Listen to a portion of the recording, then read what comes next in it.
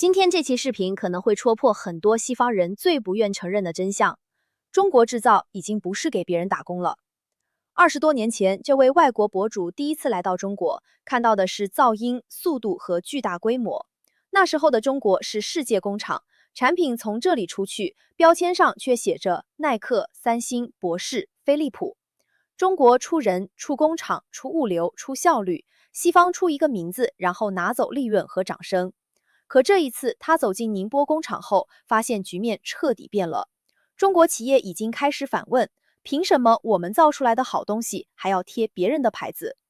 方太的工厂每25秒下线一台产品，极客用5G 和自动化生产高端电动车，公牛从插线板做到新能源充电基础设施，每2秒就能生产1个适配器。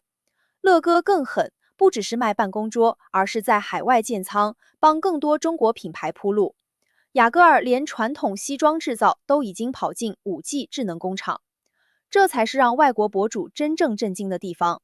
西方还以为中国停留在便宜代工，结果中国已经把制造、品牌、技术、物流和全球市场连成了一张网。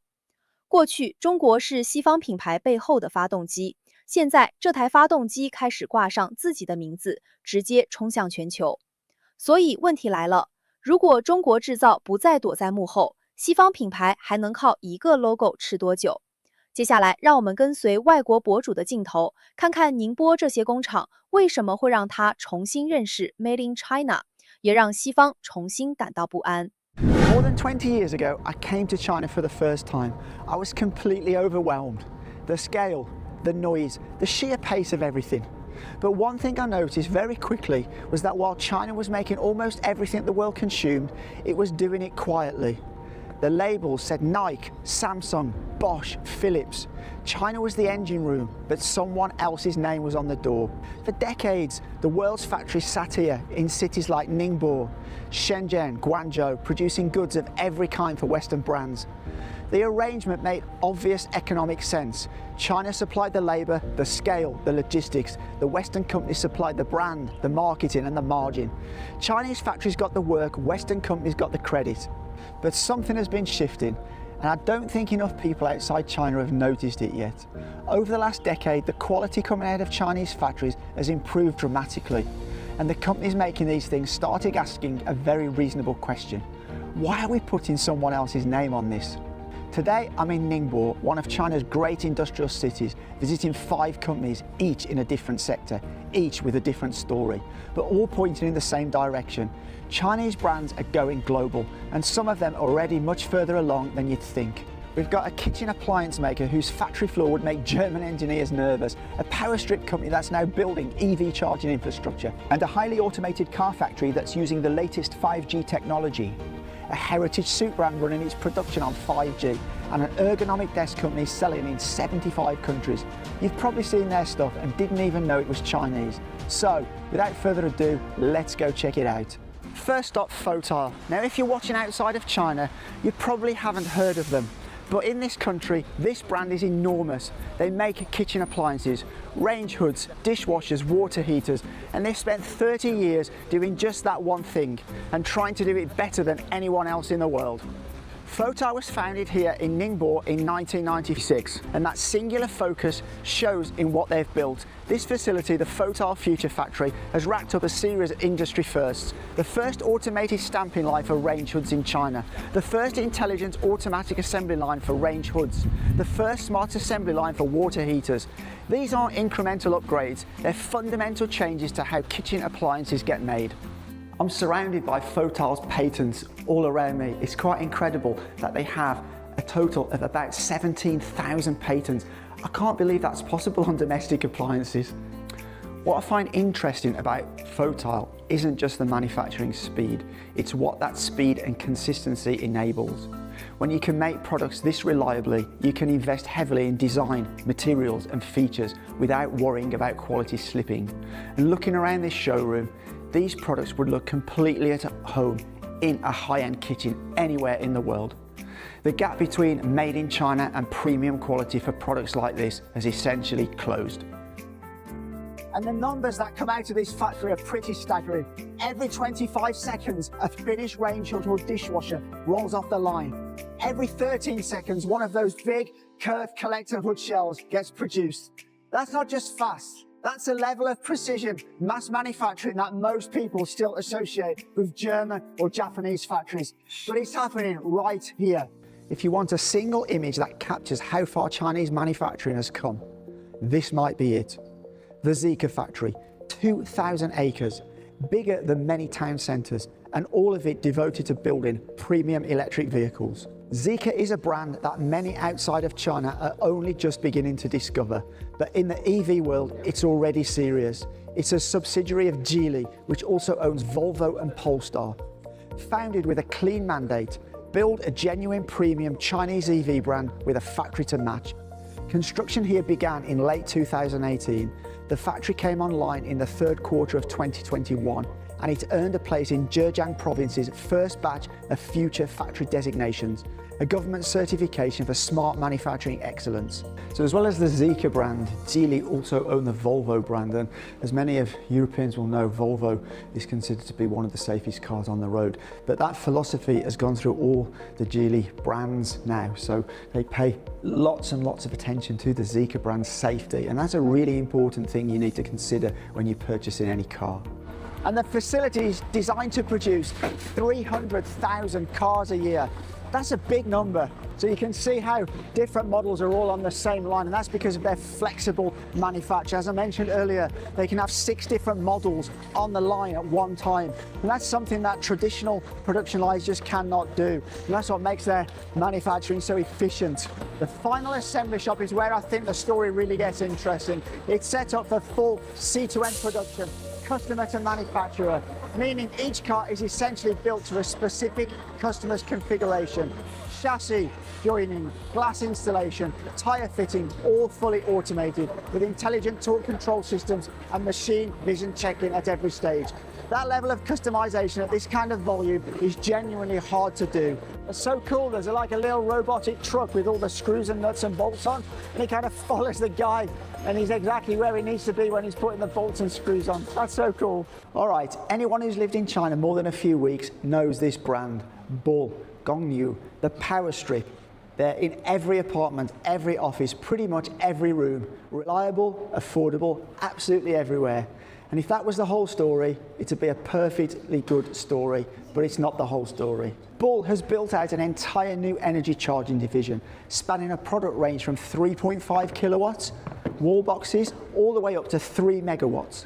For context, 3 megawatts is what you need to charge a fleet of heavy trucks at scale. Bull is covering that entire spectrum, and all their charging products carry China's mandatory 3C certification. This is serious, engineered infrastructure, not a side project. So this kind of manufacturing is very, very difficult to automate because there's a lot of feeding wires and things like that. But at Bull, they've managed to automate part of that process. So it's a semi-automated processor. You can see machines like this, and then there's like people at stations, and it goes onto another automatic process. So they've automated it as best they can, as advanced they can. And they've actually developed all those automation machines themselves because it's not like off-the-shelf stuff.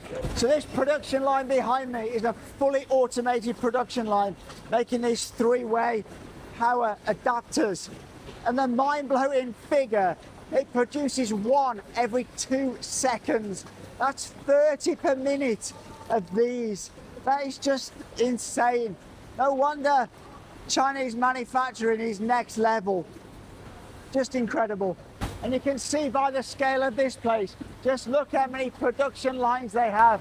What? There must be 15, 30, 45, 60. There's at least 60 production lines all making these kind of adapters, and finally they're all boxed up like this, ready to go all over the world.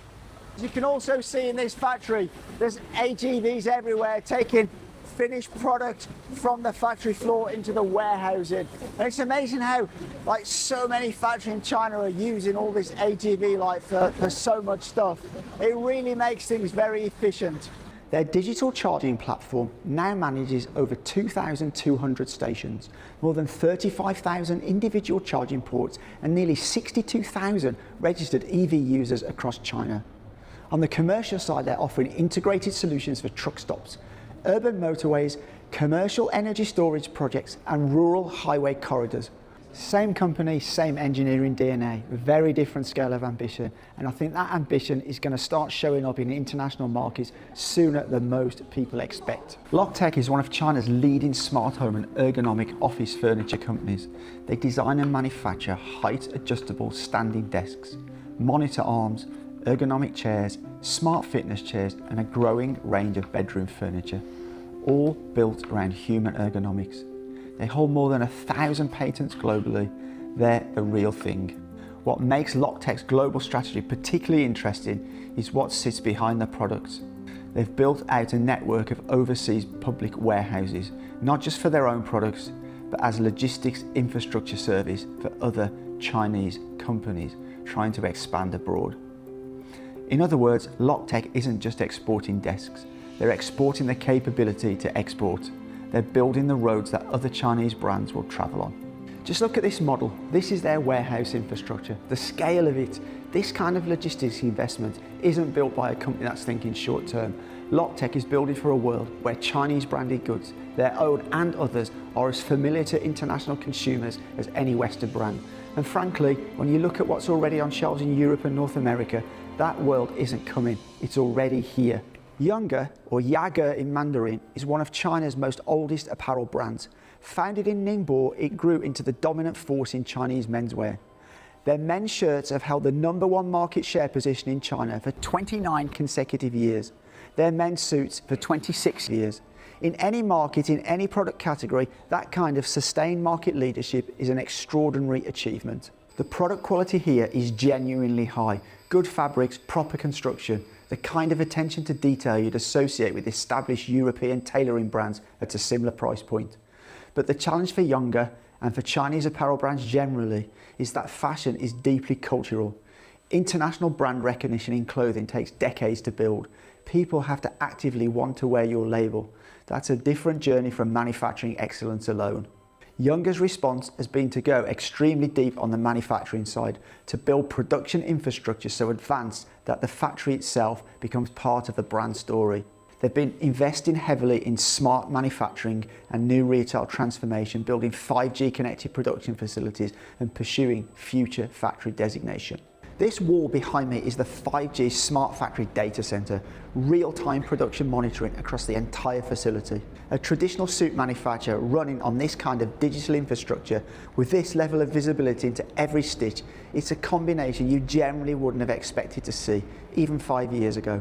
The international apparel market is a real tough one for any new entrant, but Younger has something most newcomers don't. 29 years of proven market leadership, deep manufacturing expertise, and the patience that comes with it. And after all that amazing manufacturing, this is where it ends up, already unpacked, waiting to go to a store or to the customer. And for me, it's fascinating seeing this. It's hard unless you come here to imagine manufacturing of suits, bespoke suits on such a massive scale. You know, this place runs like this day after day after day, and you can just see the amount of products going around. It's just mind-blowing. So when all those goods are manufactured in the factory, once they leave the factory, where do they go? Well, they come to a port like this here in Ningbo. This is not just any port. This is the largest port in the world by cargo. In 2025, it handled 1.4 billion tons of cargo. That is absolutely massive. It has a total of 190 berths and can handle some of the biggest cargo container ships in the world, because it's also a deep water port. As well as that, it has ro-ro facilities, roll-on, roll-off car ferries. So a lot of the car exporters, like the Zeekr factory we went to, their cars will come here and go onto ferries to go to other countries around the world. What's changed, and what these 5 companies represent, is that Chinese manufacturers have stopped being content with that arrangement. Fotile decided they wanted to be the world's best kitchen appliance brand, not just make kitchen appliances for other brands. Bull decided the transition to electric vehicles was an opportunity, not a threat. Zeekr decided that premium and Chinese didn't have to be a contradiction. And Youngor decided that a 5G smart factory was part of what a suit brand needed to look like in 2026. And Loctech decided that building global logistics infrastructure was as important as building good products. 20 years ago, Made in China was a label that said affordable. Today, sitting here, having spent the week inside these factories, I think it's becoming a label that says something else entirely. Let me know in the comments what you think. Which of these 5 companies surprise you most? And if you want to see more from Ningbo and beyond, hit the subscribe button. There's a lot more of this story to tell. But as always, from Ningbo, for now, take care. 看完这段视频，你会发现，真正改变全球制造格局的，不是一家工厂有多快，而是中国企业已经不再满足于替别人赚钱。过去西方最舒服的模式是中国负责生产，西方负责定价；中国负责效率，西方负责品牌；中国负责把货做出来，西方负责把利润拿走。但现在，当中国工厂有专利、有5G、有自动化、有全球仓储、有自己的品牌野心时，这套旧规则还能维持多久？你觉得最让西方紧张的到底是中国制造的速度，还是中国品牌终于开始走到台前？